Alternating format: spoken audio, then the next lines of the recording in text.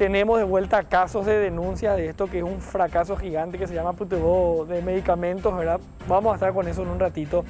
Pero antes, estamos en contacto con el doctor Ángel Núñez, que es director de terapias del Ministerio de Salud. Doctor, ¿cómo estás? Buenas tardes. Buenas tardes, ¿cómo está, Enrique? Buenas tardes también para Natalia. Bueno, doctor, vos entraste en el lugar donde estaba antes la doctora Pintos, ¿verdad? Así mismo es, así mismo es. Ah, Está correcto. como directora general de redes y servicios de salud ella en este momento y yo estoy en la dirección de terapia intensiva. Ah, bueno. Bienvenido de alguna manera, doctor, a este mundo de las entrevistas, porque vas a ser muy requerido en los próximos días, muy creo. solicitado. Sí. Ya me estuve percatando de eso, muchas gracias. Bueno, doctor, mira, una pregunta que antes creo que tenía más contenido que ahora, la ocupación. Digo porque antes era un día 90, otro día 95, hoy es 100 todo el tiempo. Sí, y es monótona esa respuesta realmente, pero sí, estamos con 100% de ocupación de camas, tanto en el sector público como en el sector privado en estos momentos. Nosotros tenemos un convenio con los sanatorios privados para prestación de servicios de camas de terapia intensiva y ese convenio está ocupado al 100% en este momento. ¿Y cómo hacen, doctor, cuando llega un paciente que necesita o cuando uno que estaba en intermedia necesita pasar a la intensiva? ¿Cómo hacen? ¿Es una cuestión de elegir de acuerdo a las posibilidades? Nosotros tenemos una estrategia ahora de ir terapizando salas de reanimación y salas de internación común, por así decir. Tenemos equipos médicos que estamos distribuyendo a los hospitales, respiradores, monitores y otros equipos más, que hacen que la atención de un paciente grave pueda ser complejizada en ese mismo lugar. Por supuesto, esa capacidad también es limitada, ¿verdad? Y llega el momento donde existe un paciente que requiere terapia intensiva y no hay ningún lugar disponible o no hay ningún equipo. Doctor, cuando decís la ocupación en el privado, ¿te referís al... A ver, ¿me escuchás, doctor, ahí? Sí, me entró una llamada, mil disculpas. No, tranquilo. Si surge una cama disponible en el contexto de un paciente que en ese momento no tiene la posibilidad de ser complejizado en ese mismo sitio, nosotros tenemos que ir viendo la forma de aceptarle dentro de terapia intensiva. ¿A qué paciente nosotros le elegimos? Y nosotros no tenemos ese criterio de la edad o de patología de base o porque viene de tal o cual lugar. No existe eso para nosotros. Lo que nosotros sopesamos es ver la condición en la que se encuentra ese paciente. El paciente que está menos asistido es el que va a estar ingresando a terapia intensiva. Ustedes saben que existen, como les expliqué, salas de reanimación o salas de internación que están terapizadas donde hay pacientes que ya están conectados a un respirador. Pero si en la urgencia de ese hospital llega un paciente que tiene la necesidad urgente de estar conectado a un respirador o de una máquina de alto flujo, por ejemplo, y se libera una cama, el otro paciente ya se encuentra asistido. Claro. Doctor, ese protocolo, ese criterio es nuevo o ya venían aplicando desde antes. No, nosotros lo veníamos aplicando ya desde siempre. O sea, ese es el criterio que tiene todo médico que está internado en sala de terapia intensiva, que está entrenado en esos servicios. Sí sopesa también a la hora de elegir el paciente la edad, por así decir, pero no es el factor determinante. Nosotros tenemos preferencia en elegir al paciente que se encuentra más grave en ese momento y que está menos asistido para poder tratar de dar una respuesta lo más amplia posible. No sé si me expliqué bien en ese contexto. No, honestamente no sabía. O sea, yo pensé que el protocolo durante toda esta crisis era la edad, entre otras cosas, ¿verdad? Pero no sabía que había... ¿Y qué significa menos asistido?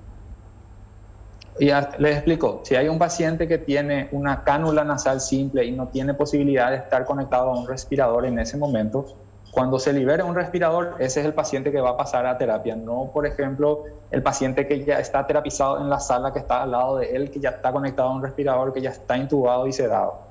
¿Me entienden? Claro. Ese paciente ya está asistido, ya tiene el máximo soporte para esa situación. Sin embargo, el otro está en una situación crítica, requiere de ese mismo soporte y no por eso yo voy a estar movilizándole al otro primero antes que él. Entiendo. Ocurre en esa clase de cosas también. Puede ocurrir, por ejemplo, que si se libera esa cama, exista lo que se le llama tipo un escalonamiento. Pasa este a terapia y el otro se queda en su lugar. Eso también puede ocurrir. Claro, dependiendo del criterio de gravedad en ese caso. Así mismo, así mismo. Para que la gente entienda, una cama terapizada es una cama que no es de terapia intensiva, pero que se adaptó, que tiene un operador y tiene... Así mismo. Así mismo, a la cual llega personal que está capacitado y que va a atenderle a ese paciente. El paciente que va a recibir también sedación, va a recibir medicamentos, como si fuese que se encuentra dentro de la sala de terapia intensiva sin necesidad de estarlo. Claro, qué locura eso, digo, qué locura de un tiempo a esta parte, porque antes la terapia intensiva era como una especie de santuario, uno no podía entrar y ahora Así mismo. Ahora están en los pasillos. Ahora la terapia intensiva salió de su sala a las salas de internación. Bueno, qué locura. Doctor, a ver, cuando decís que los privados también están al 100%, ¿te referís a dentro de ese cupo, de ese acuerdo, de ese convenio, o eso más lo otro también, todo está lleno? El sector privado, así como vos estás explicando, tiene un número de camas que están contratadas para el Ministerio de Salud. Pero la mayoría de los sanatorios tienen esas mismas camas que nos contrataron a nosotros, tienen para sus asegurados o para sus usuarios privados, ¿verdad? En ese contexto, yo puede ser que tenga un cupo de 84 camas en este momento, pero por esas cuestiones yo tengo en este mismo momento tengo 76 pacientes que pasan de esas camas libres, vos me vas a preguntar. Sí. Y esas son camas que están ocupadas por pacientes que son del seguro propio de ese sanatorio o que son pacientes privados. Claro. Yo no puedo exigirle a un sanatorio que tiene toda una estructura montada que me dé exclusividad para una cama, siendo que él también atiende a sus pacientes privados que pueden descompensarse en su sala y que van a requerir de atención. Entonces, en ese contexto, se ocurren esta clase de cosas, que yo tengo 90 camas o tengo 100 camas en el sector privado, pero no las tengo todas ocupadas por mí, pero la ocupación igual está al 100%. Por las demás camas del sector privado en general, de sanatorios que no tienen convenio o las camas que no están en el convenio, tengo entendido que la ocupación también es cercana al 100% en los sanatorios privados. Eso maneja bien, esos datos maneja la gente de vigilancia, pero la ocupación es muy alta también en esos sectores. Correcto, clarísima la explicación, doctor. O sea que de esas derivaciones a privados que hacen en el marco de este convenio, todas llenas. Puede ser que haya, claro, no sé, para alguien que pague su seguro y que de hecho no se iba a ir luego a INERAM, sino que se iba a ir a su hospital del sector privado, tal vez haya alguna que otra cama, pero también están ahí nomás ya con la... Así mismo, eso pues ya no forma parte del control que tenemos nosotros sobre las camas del sector privado. Eso ya es potestad de los sanatorios en general. Doctor. Ahora bien, sí, le escucho. Perdón, pero para preguntarte, ¿y cuántos son los que están ahí a la espera de conseguir un aproximado diariamente de cuántos están a la espera de una cama? En este momento, de pedidos de hoy, yo tengo cerca de 40 pedidos para derivación a terapia intensiva, que están siendo sostenidos en los diferentes servicios de urgencia de los hospitales públicos. Claro, haciendo malabarismo para salvarlos. Pero ¿están en camas terapizadas estos 40 o ni eso?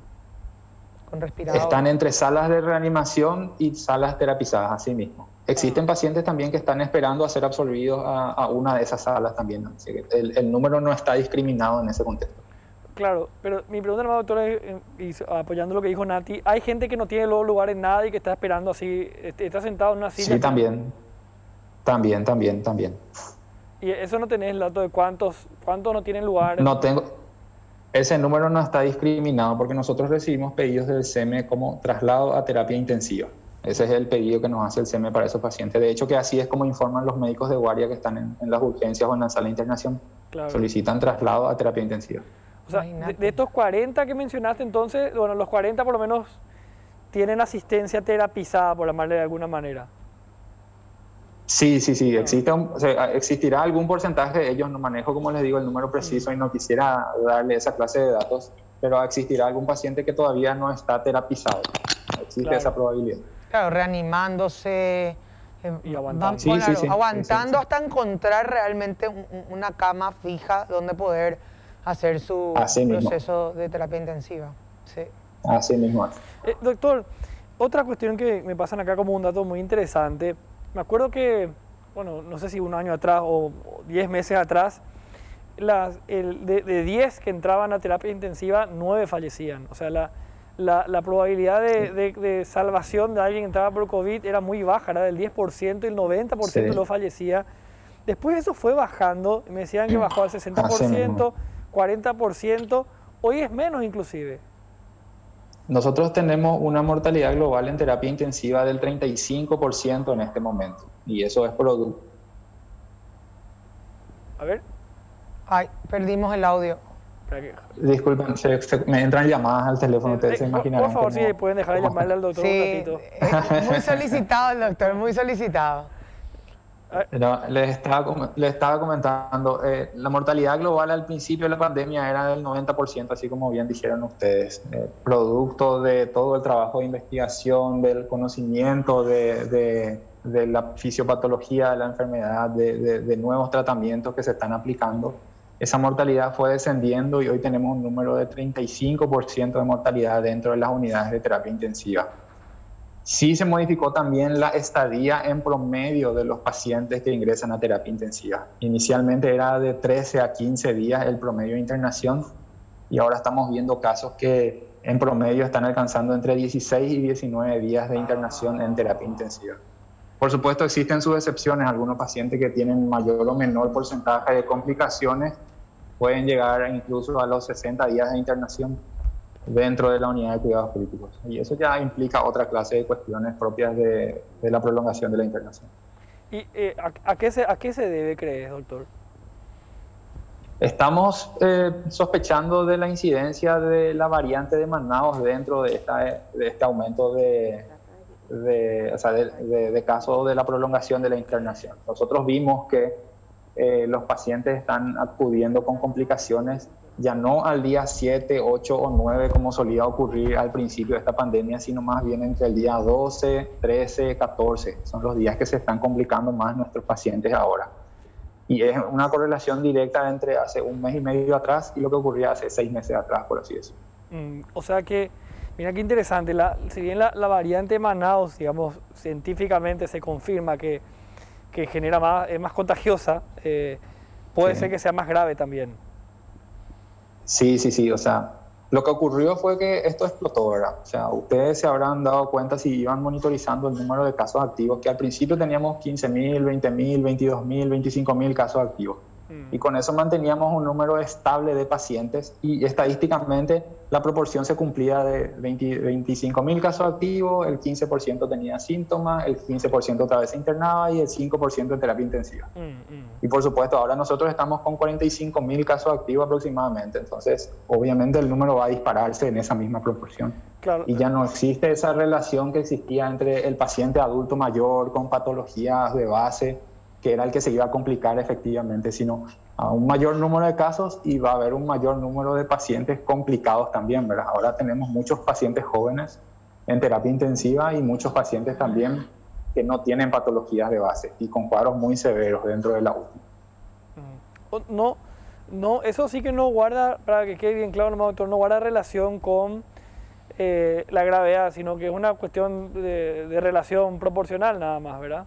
Sí, tal vez sí, pero hay que ver la incidencia de la gravedad también de esta variante de Manaus dentro de esos estudios. Se están haciendo estudios clínicos para determinar eso, se están haciendo los estudios, todavía no tenemos conclusiones al respecto. Claro, o sea, podemos decir, y perdón si todo lo que explicás con términos tan correctos, doctor, yo lo bajo a algo más. No, pero esa es la idea, claro. Esa es la idea, por favor. A ver, para que se entienda, lo bueno, digamos, sería que cada vez muere menos gente que entra a terapia. Antes morían mucho más, el triple de lo que muere ahora. Ahora muere menos gente que va a terapia, pero como demasiada gente se enferma, demasiada gente va a terapia, también ya están yendo a terapia. Jóvenes y gente que no tiene enfermedad de base, incluso con versiones muy graves, ¿verdad? Y el problema derivado de eso es que ahora, por así decir, se mueren menos y ocupan más tiempo esa cama de terapia intensiva. Ahí está.